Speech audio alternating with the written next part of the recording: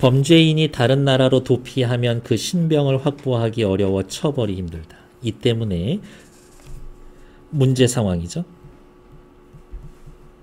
이 때문에 근대에 들어서 각국은 국제법상 범죄인 인도 제도를 발전시켰습니다. 대책. 범죄인 인도 제도는 이거에 대해서 물어보는 문제 있었지. 그러면 또 체크할까? 근대에 들어서. 범죄인 인도 제도는 해외에서 죄를 범한 범죄인이 자국 영역으로 도피해 올 경우 그를 처벌하기를 원하는 외국의 청구에 응해서 해당자를 인도하는 제도입니다. 범죄인 인도 제도의 개념. 범죄인 인도 제도는 서로 범죄인 인도할 것을 합의하고 서로 그에 대한 사항을 규정하는 국가 간의 조약인 범죄인 인도 조약을 기초로 이루어집니다. 큰 매뉴얼은 있어.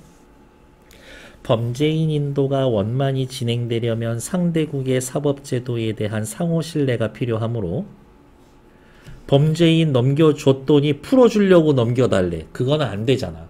이렇게. 범죄인 인도 조약은 양자 조약의 형태. 무슨 말이야? 우리 하기로 약속했는데 네가 안 하면 나도 안 해. 이게 양자 조약이에요. 범세계적인 조약은 성립되지 않고 있다. 큰 틀은 있는데 자 전부 다 와서 가입하고 우리 같이 사인하기로 하자. 그거는 아니야. 사전에 체결된 범죄인 인도 조약에 의해서만 상대 국가에 대한 범죄인 인도에 응할 의무가 발생하며 사전에 이 조약이 체결돼 있어야 돼. 어떤 국가가 범죄인 인도 조약을 맺지 않은 국가의 범죄인 인도 청구에 응해야 할 국제법상 의무는 없다. 너랑 나랑 범죄인 넘겨주기로 조약을 맺지도 않았는데 넘겨달라 그러면은 안 넘겨줘도 돼. 네요. 세 번째 단락. 두 번째 단락은요, 범죄인 인도 제도에 대한 구체적인 설명, 그거밖에 없지. 세 번째 단락. 아하, 범죄인 인도 제도의 구체적인 내용은 뭔지는 모르겠지만 이 제도의 구체적인 내용이 나오겠구만. 범죄인 인도 조약에 따라서 차이가 있지만 전체적으로는 표준화되어 있다고 할 만큼 공통되는 것들이 많다. 아까 말씀드린 거 매뉴얼 큰 틀은 있어. 우선 대부분의 범죄인 인도 조약은 처벌 가능한 최소 형기를 기준으로 인도 범죄, 대상 범죄를 규정합니다. 범죄인 인도로 청구하는 청구국과 인도를 청구받은 피청구국 모두에게서 범죄로 성립이 되고 주로 해당 범죄의 형기가 징역 1년 이상 해당되는 경우에만 인도 대상으로 규정하는 방식입니다. 저 나라에서는 예를 들면 대마가 불법이 아니야. 근데 이쪽 나라에서는 대마가 불법이야. 여기에서의 대마를 하고 저쪽 나라로 건너가면은 어떻게 걔 좀 보내줘라고 하면 안 보내줘도 된다고. 왜? 지네 나라 땅에 지금 발 디디고 있는 애가 자기 나라 법으로는 위법이 아니니까. 여기에 부합하면 내국인 외국인 범죄인 인도 대상이 될 수가 있습니다. 청구국의 범죄인 인도 청구가 공식적으로 외교 경로를 통해 전달이 되면 그러나 피청구국은 범죄인 인도 청구에 응하여 실제로 범죄인을 인도할지 결정합니다. 넘기냐 마냐, 넘겨라 말아라 피청구국 법원의 허가를 받아야 합니다. 저쪽 나라 법원을 존중해 주는 거지. 네 번째, 범죄인 인도 조약에 의해 범죄인 인도 청구에 응할 의무가 있다라고 해도 반드시 인도해야 하는 것은 아닙니다. 지금까지는 인도해라 라고 얘기해 놓고 하지 않아도 돼요 얘기해 놨으니까 네 번째 단락은 중요 단락이야. 네 번째 단락 별표. 범죄인 인도 거절 사유로는 피청구국이 범죄인 인도를 할 수 없는 절대적 인도 거절 사유와 인도를 하지 않을 수 있는 임의적 인도 거절 사유가 있습니다. 냄새가 나죠? 뭐 할 거야? 절대적 인도 거절 사유. 다음 임의적 인도 거절 사유. 이렇게 두 가지 나눠서 설명하고 둘의 차이점 찾아오세요 이거지. 절대적 인도 거절 사유. 생각할 필요도 없어. 얘 안 보낼 거야. 대표적으로 다음과 같다. 인도 청구된 범죄에 대해 이미 피청구국에서 재판이 진행 중이거나 피청구국에서 확정 판결을 받은 경우 중복 처벌을 피하기 위해 범죄인 인도가 허용되지가 않는다. 여기에서 사람을 죽였어. 무슨 범죄를 저질렀지. B라는 나라로 건너갔네? 근데 B라는 나라에서 또 어떻게 범죄를 해서 법정에서 재판을 받고 있어. 그러면 안 넘겨줘도 된다고. 6번째, 또한 정치범도 일반적으로 범죄인 인도가 불허된다. 그렇대. 정치범은 무조건 안 보내줘. 고민할 필요가 없어. 그러면 궁금하지. 제가 정치범인지 아닌지는 판단은 또 해야 되겠지. 정치범이란 단어 뜻 나오죠? 국가나 권력기관을 침해함으로써 성립하는 불법 행위를 저지른 사람을 말하는데 정치범죄의 판단 기준이 시대나 상황에 따라 달라질 수 있으므로 범죄인 인도 조약에 정치범죄의 정의가 포함되는 경우는 어려워. 그러니까 제가 정치범인지 아닌지는 피청구국에서 하게 된다.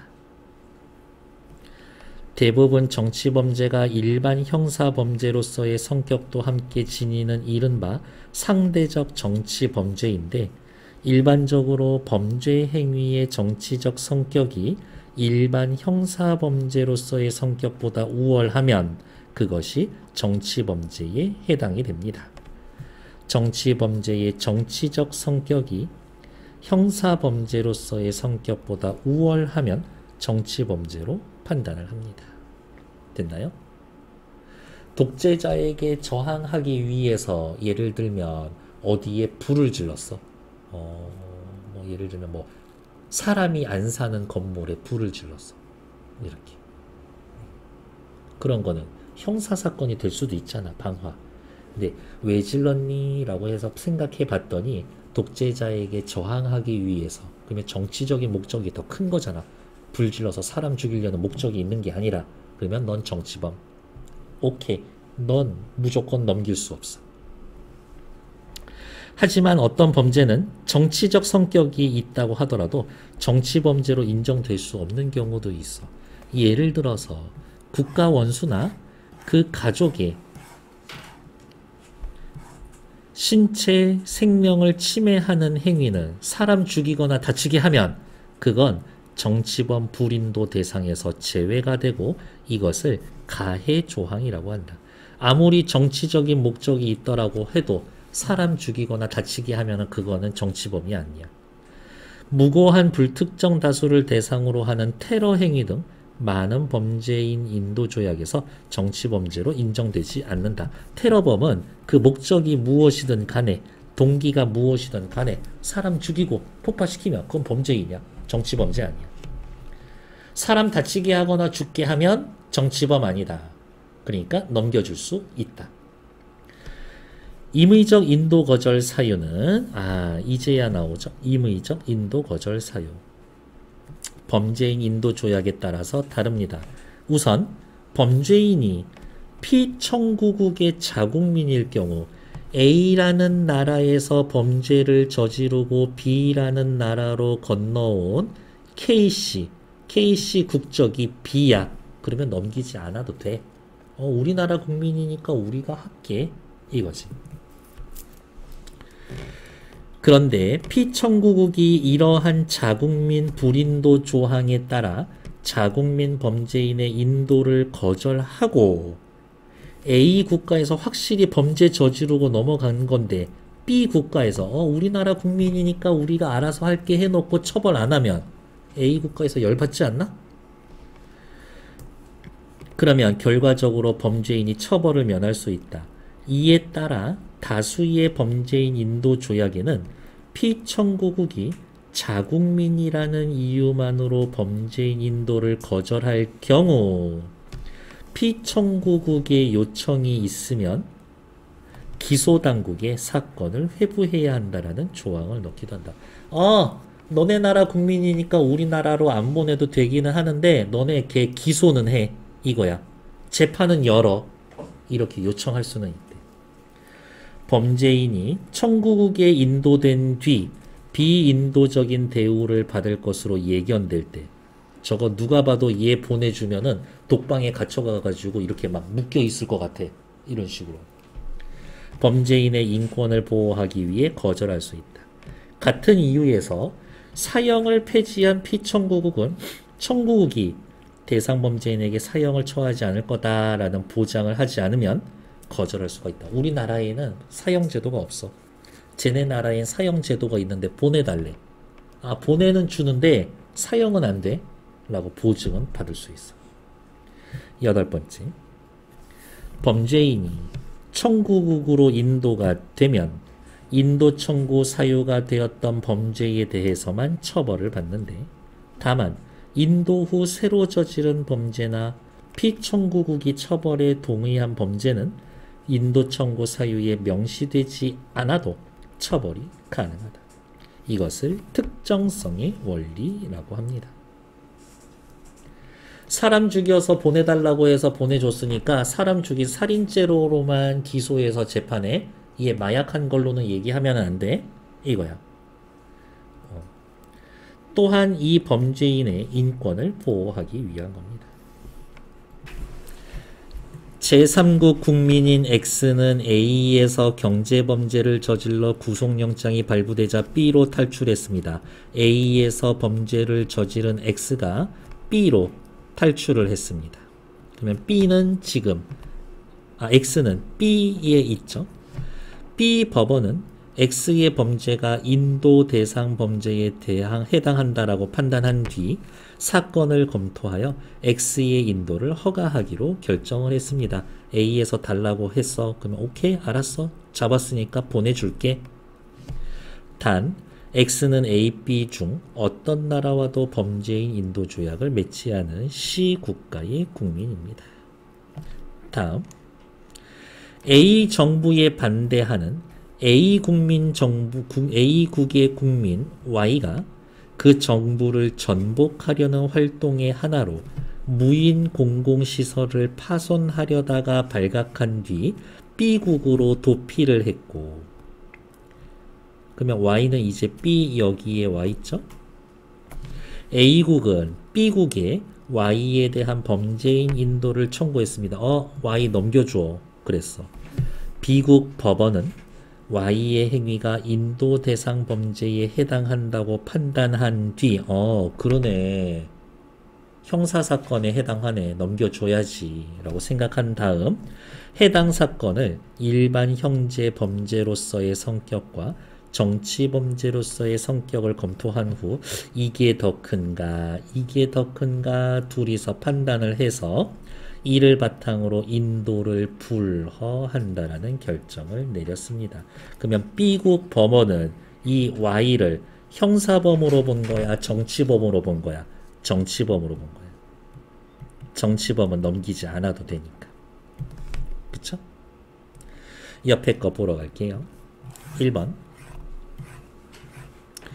A와 B국의 법률에서는 X와 Y의 행위를 모두 범죄로 규정하고 있을 겁니다. 그렇죠. 범죄인이니까 넘겨달라고 했을 거고, 범죄인이니까 넘겨줘야 되나? 라고 판단 생각해보고, 범죄니까.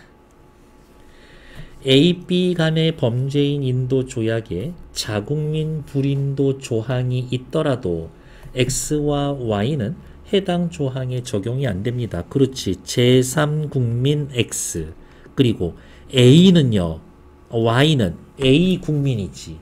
Y가 B 국민이었으면은 자국민 불인도 조항에 해당하겠지. 그러니까 2번 괜찮지. 3번. Y의 행위는 X와 달리 범죄인 인도 조약상 B국이 범죄인 인도를 허가할 수 없는 절대적 인도 거절 사유. 정치범죄니까. 정치범은 절대적 인도 거절 사유지. X는 Y와 달리 B국과 범죄인 인도 조약을 체결하지 않은 국가의 국민이지만, 그렇죠. X는 제3국의 국민이니까. B국은 X, Y 모두 범죄인 인도인 청구에 응해야 할 의무를 질 겁니다. 그렇지. 인도가 청구된 범죄에 대해 X와 Y가 인도 청구 전에 이미 B에서 유죄 판결을 받았다면 둘 다 안 넘겨도 돼. 그치? 우리가 이미 재판 시작했는데 또 넘겨줄 필요는 없지. B국은 X와 Y의 처벌을 위해 모두 인도해야 할 것이다. 아니요, 인도하지 않습니다. 정답은 5번. 윗글을 읽은 학생이 나에 대해 이해한 것으로 적절한 것. A 법원이 B 법원 대신 Y의 행위가 정치범죄로 인정받을 수 있을지, 정치범죄로 인정받을 수 있을지 없을지 판단하는 거는 A 국가야 B 국가야? B지. B가 지금 Y가 B국에 넘어가 있으니까. B국 법원은 Y의 행위가 일반 형사 범죄로서의 성격보다 정치적 범죄로서의 성격이 더 강하다. 그러니까 보내지 않은 거지. 2번 정답. A국은 범죄인 인도 청구하면서 Y의 행위가 가해 조항의 적용을 받으므로 가해 조항의 적용을 받으면 넘기겠지. 근데 가해 조항은 뭐였더라? 사람 죽이거나 다치게 하는 거죠. 사람 죽이거나 다치게 하지 않았는데 가해 조항에 해당 안 하지. 3번 틀리죠. 적용받지 않죠. B국 법원은 대부분의 범죄의 인도 조약에 명시된 정치 범죄에 대한 정의를 기준으로 Y 행위의 정치적 성격을 판단했군. 정치 범죄에 대한 정의를 기준으로 정치 범죄에 대한 정의는 없어. 그때그때 케이스별로 판단해야 돼. 4번 탈락. B국 법원은 Y의 행위가 무고한 불특정 다수를 대상으로 하는 테러 행위가 아니라서 정치범 불인도 대상에서 제외되어야 한다라고 판단되겠군. 대상에서 제외되면 보내겠다는 얘긴데, 불인도에서 제외되면 보내겠다는 얘긴데 보내지 않을 건데요. 틀린 얘기죠. 정답은 2번. 앞으로 넘어와서 85번 보러 갈게요. 범죄인 인도 조약의 일부입니다. 윗글을 읽은 학생이 보인 반응으로 적절하지 않은 것은 피청구국은 자국민을 인도할 의무는 없으나 그렇죠. 재량에 따라 자국민을 인도하려면 할 수도 있다. 자국민인 범죄인 인도를 국정만으로 거절할 때에는 청구국의 요청이 있을 때에는 검찰이 기소해야 돼. 재판해야 돼. 5조.